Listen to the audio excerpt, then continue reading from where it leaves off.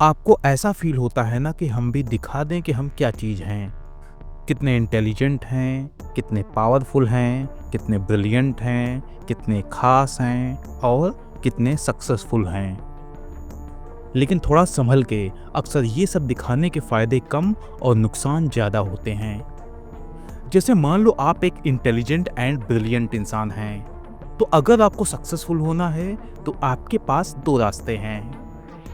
पहला रास्ता ये है कि आप दुनिया को दिखाएं कि आप कितने खास हैं, और इसके पीछे आपका माइंडसेट ये होगा कि जब आप दुनिया को दिखाएंगे कि आप कितने खास हैं तो दुनिया आपको हाथों हाथ लेगी और फिर धीरे धीरे आप सफलता की सीढ़ियां चढ़ते जाएंगे।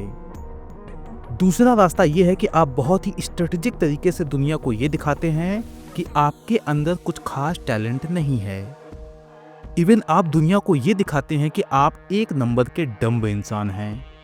लेकिन इसके बाद जब सही टाइम आता है तो आप बहुत ही स्ट्रेटेजिक तरीके से अपनी इंटेलिजेंस को दुनिया के सामने लाते हैं। तो इस रास्ते में भी चलकर आपको सफलता मिलने की संभावना है। अब प्रश्न है कि सफलता पाने के इन दोनों रास्तों में कौन सा रास्ता बेहतर है? तो शायद आपका जवाब होगा कि पहला वाला, क्योंकि उसमें हम अपनी पूरी क्षमता को दुनिया के सामने ला सकते हैं और दिखा सकते हैं कि हम क्या हैं। लेकिन मैं कहूँगा कि अगर आप सच में बहुत ही खास हैं, इंटेलिजेंट हैं, ब्रिलियंट हैं, तो आपको दूसरा रास्ता चुनना चाहिए, यानी कि दुनिया के सामने खुद को एक नंबर का डम्ब इंसान दिखाओ। क्योंकि इस दुनिया के कुछ सबसे पावरफुल लोगों ने इसी स्ट्रेटजी का यूज किया है।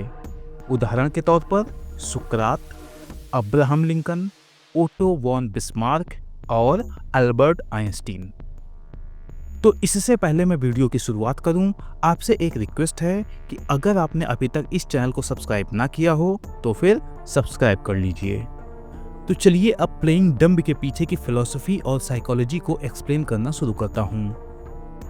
एक फेमस जर्मन फिलोसोफर थे जिनका नाम था आर्थर शोपेनहावर। इन्होंने सक्सेस एंड रिस्पेक्ट पाने की एक यूनिक अप्रोच को प्रपोज किया। उस अप्रोच का नाम है प्लेइंग डम्ब। शोपेनहावर जब 19 साल के थे तो उनकी मदर जोहाना का उन्हें एक लेटर मिलता है। उस लेटर में जोहाना ने अपने बेटे से जो बातें कही थीं वो बिना लाग लपेट के बोली थीं, यानी कि सच बोला था। तो सबसे पहले जोहाना ने अपने बेटे के इंटेलिजेंस की खुलकर तारीफ की, लेकिन फिर इसके बाद वो अपने बेटे को एक वार्निंग भी देती हैं और कहती हैं कि तुम अपनी इंटेलेक्चुअल कैपेसिटी एंड ब्रिलियंस की वजह से आसपास के लोगों के लिए अनबियरेबल होते जा रहे, यानी कि आसपास के लोग तुम्हें कम पसंद करते हैं, इवन तुमसे जलते भी हैं। फिर वो कहती हैं कि जो तुम लगातार दूसरों को करेक्ट करने की कोशिश करते हो, दूसरों पर इंटेलेक्चुअल डोमिनेंस एस्टेब्लिश करने की कोशिश करते हो, इसकी वजह से जो तुम्हारे पास एक गिफ्ट है, यानी कि high level of intelligence and brilliance वाला गिफ्ट, ये किसी काम का नहीं रह जाता। तो इस लेटर को पढ़ने के बाद शोपेनहावर के मन में जो इंटेलिजेंस एंड ब्रिलियंस को लेकर एक परसेप्शन बना था वो बदलने लगा। और फिर कई सालों की फिलोसफिकल एनालिसिस के बाद उन्होंने इस बात को पॉइंट किया कि अगर आप अपनी इंटेलिजेंस और ब्रिलियंस का शो ऑफ करते हो तो ये आपको सोशली एंड इमोशनली बैकफायर कर सकता है। तो सबसे पहले the dual nature of intellectual superiority को समझ लेते हैं। अगर आप दूसरों से इंटेलेक्चुअली सुपीरियर हैं तो इसके कुछ फायदे भी हैं और नुकसान भी हैं। फायदा ये है कि जब आप मोस्ट ऑफ द क्राउड से स्मार्ट एंड इंटेलिजेंट होते हैं तो आप नेचुरली उस क्राउड में, यानी कि उस भीड़ में अलग नजर आते हैं, और फिर आपकी नॉलेज आपको पावरफुल बनाती है, इन्फ्लुएंशियल बनाती है और इंडिपेंडेंस की ओर ले जाती है। इवन आप कॉम्प्लेक्स से कॉम्प्लेक्स प्रॉब्लम्स के ऐसे सल्यूशन निकाल सकते हो जिसके बारे में आम लोग सोच ही नहीं सकते, और फिर इन सब की वजह से आप कहीं ज़्यादा वैल्यूएबल एंड इम्पॉर्टेंट हो जाते हो। लेकिन इस इंटेलेक्चुअल सुपीरियरिटी के कुछ नुकसान भी होते हैं, और वो नुकसान हैं इनवी एंड रिजेंटमेंट। तो एक बात ध्यान रखो कि हर इंसान सुपीरियर फील करना चाहता है, लेकिन जब आप अपनी इंटेलेक्चुअल कैपेसिटी और ब्रिलियंस की वजह से दूसरों से सुपीरियर नजर आते हो तो लोग इन्फीरियर फील करते हैं। और ये बात याद रखो कि पीपल हेट फीलिंग इन्फीरियर। तो जितना आप दूसरों के सामने इंटेलिजेंट एंड ब्रिलियंट नजर आएंगे, उतना ही लोग आपके खिलाफ साजिश करना शुरू करेंगे। इवन ये भी हो सकता है कि आपके इंटेलिजेंस और ब्रिलियंस की वजह से आसपास के लोगों को फायदा ही हो रहा हो, लेकिन इसके बावजूद चूंकि वो इंफीरियर फील कर रहे, इसलिए वो आपको फेल यानी कि असफल देखना चाहेंगे और मौका मिलने पर वो आपको नीचे गिराने की कोशिश भी करेंगे।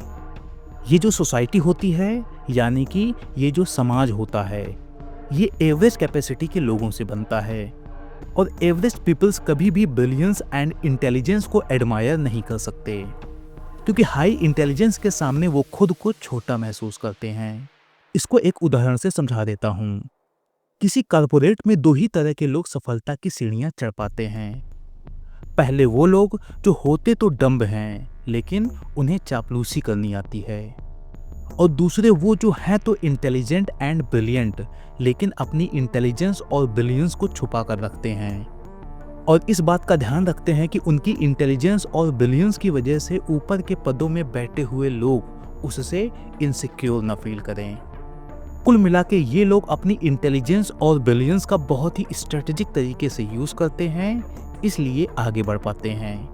लेकिन जो एम्प्लॉय खुले तौर पर अपनी इंटेलेक्चुअल कैपेसिटी को दूसरों को दिखाते हैं, अपनी प्रॉब्लम सॉल्विंग कैपेसिटी को दूसरों के सामने रखते हैं, उससे दूसरे एम्प्लॉय एक तरह की जेलसी एंड इनसिक्योरिटी महसूस करते हैं और फिर ऐसे एम्प्लॉय के साथ गेम खेलकर और उसे परेशान करके बाहर का रास्ता दिखा दिया जाता है। तो चलिए अब मैं आपको ये समझा देता हूँ कि जब आप दूसरों को ये दिखाते हैं कि आप दूसरों से कम बुद्धिमान हैं, तो ये किस तरह से आपकी मदद कर सकता है।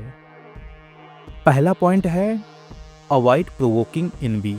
अगर आप दुनिया को ये दिखाते हैं कि आप कितने ब्रिलियंट हैं, शार्प हैं और सुपीरियर हैं, तो आपको लेकर लोगों के दिमाग में दो तरह की इमोशंस हावी होती हैं। पहली है जलन और दूसरी है डर की भावना, यानी कि लोग आपके टैलेंट से डरने लगते हैं और जलने लगते हैं। इसके बाद यही लोग आपको नुकसान पहुंचाने की कोशिश करेंगे। आप जिस रास्ते की ओर आगे बढ़ रहे होंगे उसे ब्लॉक करने की कोशिश करेंगे। कुल मिला के ये लोग आपको नाकाम करने की पूरी कोशिश करेंगे। जैसे मान लो आप वर्क प्लेस में बहुत ही शानदार तरीके से परफॉर्म कर रहे, तो जो आपके कलीग होंगे यानी कि आपके साथ में काम करने वाले लोग होंगे, वो एक साथ आपके खिलाफ इकट्ठा होने लगेंगे और आपको डिस्क्रेडिट करना शुरू कर देंगे, आइसोलेट करना शुरू कर देंगे। इससे बचने के लिए आपको करना क्या है कि दूसरों के सामने एक एवरेज एंड लेस कैपेबल इंसान नजर आओ, जिसका फायदा ये होगा कि आप अपने साथ काम करने वाले लोगों की रडार में आने से बच जाओगे और इस तरह बिना दुश्मन बनाए धीरे धीरे प्रोग्रेस करते रहो। दूसरा पॉइंट है stay safe from malicious attention.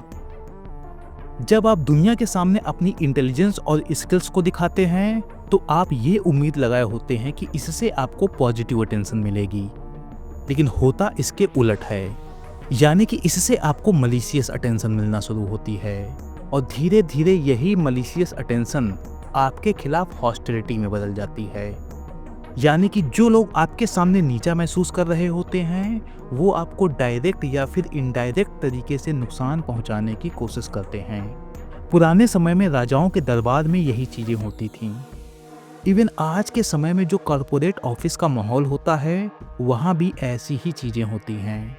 जैसे मान लो कोई एम्प्लॉय अपने बॉस के सामने अपनी स्किल्स और टैलेंट को दिखा रहा और शानदार तरीके से अपने काम को पूरा कर रहा, तो इससे बॉस इनसिक्योर फील करने लगेगा और इसके बाद उस एम्प्लॉय को या तो साइडलाइन कर दिया जाएगा या फिर उस कंपनी से बाहर निकालने की साजिश रची जाएगी।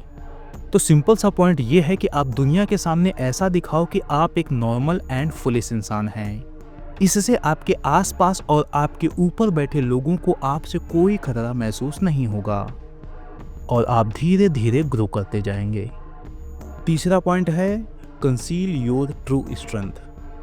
अगर आप दूसरों को अर्ली स्टेज में ही अपनी फुल कैपेबिलिटीज को दिखा देते हैं तो दूसरे लोग आपके खिलाफ एक मजबूत डिफेंस सिस्टम डेवलप कर लेंगे।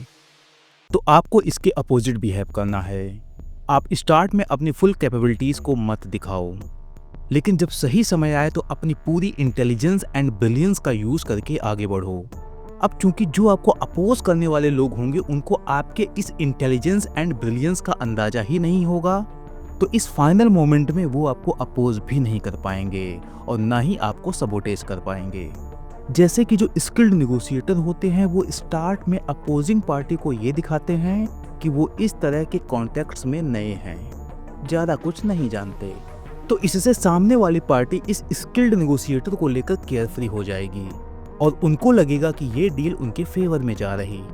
लेकिन जैसे ही डील फाइनलाइज होने वाली होगी, ये स्किल्ड नेगोशिएटर उस डील के उन क्लॉज पर फोकस करना शुरू करेगा जिसमें सामने वाली पार्टी के वीक पॉइंट्स हाईलाइट हो रहे हों, एंड फाइनली ये स्किल्ड नेगोशिएटर उस डील को अपने फेवर में ले जाएगा। चौथा पॉइंट है एक्सप्लॉइट अंडर एस्टिमेशन। जब लोग आपको अंडर एस्टिमेट करते हैं तो इसके ढेर सारे फायदे होते हैं। इसका मेन बेनिफिट ये होता है कि लोग अपने साइकोलॉजिकल डिफेंस सिस्टम को डाउन कर देते हैं, और ये भी हो सकता है कि लोग अपने प्लान्स और वीकनेस को भी आपके सामने रिवील कर दें। तो जब आप लोगों को एक हार्मलेस फूल नजर आते हो तो इसके ढेर सारे साइकोलॉजिकल बेनिफिट होते हैं। जैसे मान लो आप एक चेस प्लेयर हैं, तो आप स्टार्ट में जानबूझकर गलत चालें चलो, तो जो अपोनेंट होगा उसको लगेगा कि आज आपका दिमाग ठीक नहीं, इसलिए आप इतनी कमजोर चालें चल रहे। इसके बाद आपका अपोनेंट ओवर कॉन्फिडेंट हो जाएगा, लेकिन फिर जैसे ही आपका अपोनेंट ओवर कॉन्फिडेंस की वजह से केयरलेस हो, वैसे ही आप अपनी सबसे मजबूत चाल चलो और उसे हरा दो। पांचवा पॉइंट है avoid the burden of high expectations. जब लोगों को ये पता चलता है कि आप एक जीनियस हैं, तो लोग आपसे ये उम्मीद लगाते हैं कि आप लगातार शानदार तरीके से काम करके दिखाएंगे, यानी कि लोगों की एक्सपेक्टेशंस बढ़ती जाती हैं और इसका रिजल्ट होता है कि आपकी लाइफ में हमेशा बेहतर करने का स्ट्रेस बढ़ता जाता है। तो आप इसके उलट काम करो। जब आप लोगों को ये दिखाएंगे कि आप एक एवरेज इंसान हैं, तो लोग आपसे ज़्यादा एक्सपेक्टेशंस नहीं रखेंगे और आप स्ट्रेस फ्री रहोगे। इसके बाद आप खुद डिसाइड कर पाएंगे कि आपको कहाँ पर और कितनी एनर्जी देनी है। जैसे मान लो आपकी नई नई जॉब लगी है और आपने अपने बॉस को ये दिखा दिया कि आप एक स्किल्ड एंड टैलेंटेड इंसान हैं, आपको सब कुछ आता है, तो बॉस क्या करेगा, आपको सबसे मुश्किल काम दे देगा और बोलेगा ये काम सिर्फ तुम ही कर सकते हो, इसलिए तुम्हें दिया है। इसका रिजल्ट होगा स्ट्रेस, यानी कि आपको लगातार ऐसे काम असाइन होना शुरू होंगे जिससे आप लगातार स्ट्रेस में बने रहोगे। इसलिए दुनिया को ये दिखाओ कि आप एक एवरेज इंसान हैं। छठवां पॉइंट है इनर पीस एंड फ्रीडम। जब आप लोगों को ये दिखाते हैं कि आप एक फुलिश इंसान हैं, तो लोग आप पर फोकस करना बंद कर देते हैं और आपसे ज़्यादा एक्सपेक्टेशंस भी नहीं रखते। इसका फ़ायदा ये होता है कि आपका टाइम और एनर्जी दोनों बचती है। फिर आप इस टाइम और एनर्जी का यूज़ करके inner peace and inner growth को बढ़ावा दीजिए और एक बेहतर से बेहतर इंसान बनने की कोशिश कीजिए। जैसे कि जो डीप थिंकर एंड फिलोसोफर होते हैं वो दुनिया को ऐसा दिखाते हैं कि वो बिल्कुल ही सिंपल माइंडेड हैं और थोड़ा सनकी भी हैं। इसका फ़ायदा ये होता है कि लोग उसे किसी भी तरह के सोशल इंटरेक्शन से दूर रखते हैं। अब चूंकि ये डीप थिंकर किसी भी सरफेस लेवल के सोशल इंटरेक्शन से दूर हो जाते हैं, तो लोग इन्हें ज़्यादा जज भी नहीं करते। बस लोग अपने दिमाग में ये बैठा लेते हैं कि यह एक सनकी इंसान है। इसके बाद इस डीप थिंकर से ज़्यादा मतलब नहीं रखते। तो फिर इसके पास inner growth, excellence and deep thoughts को डेवलप करने के लिए टाइम ही टाइम होता है। तो एक बात ध्यान रखो, अगर आप इंटेलिजेंट एंड ब्रिलियंट इंसान हैं लेकिन दुनिया के सामने एवरेज इंसान नजर आ रहे हैं, तो ये कमजोरी नहीं बल्कि ताकत की निशानी है।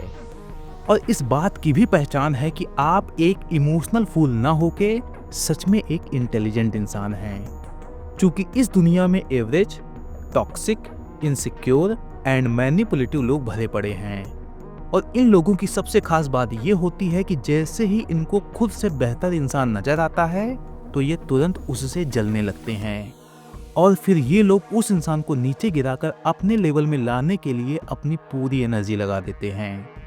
तो ये था आज का वीडियो, बताइएगा कैसा लगा। और हाँ, अगर आपने अभी तक मेरे मोबाइल एप्लीकेशन को डाउनलोड ना किया हो तो फिर डाउनलोड कर लीजिए। मोबाइल एप्लीकेशन की पूरी डिटेल इस वीडियो के डिस्क्रिप्शन बॉक्स के साथ साथ कमेंट बॉक्स में भी दी गई है। तो चलिए मिलते हैं नेक्स्ट वीडियो में।